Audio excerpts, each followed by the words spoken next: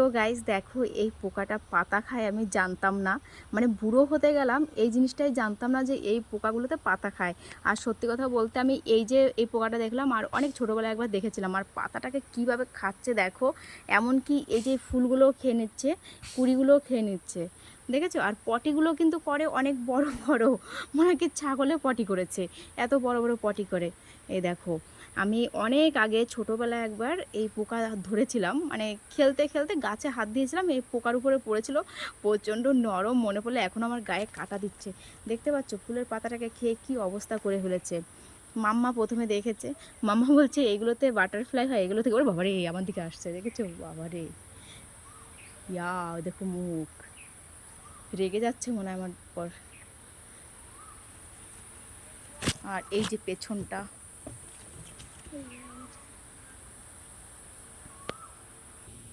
এই যে দেখো কালো কালো পটি করেছে। হ্যাঁ, ওই তো সবুজ পাতা খায়, সেই সবুজ সবুজ পটি। পোকাটা দেখতে ছোট হলে কি হবে, পটির সাইজগুলো বেশ বড় বড়। ছোট না বড়?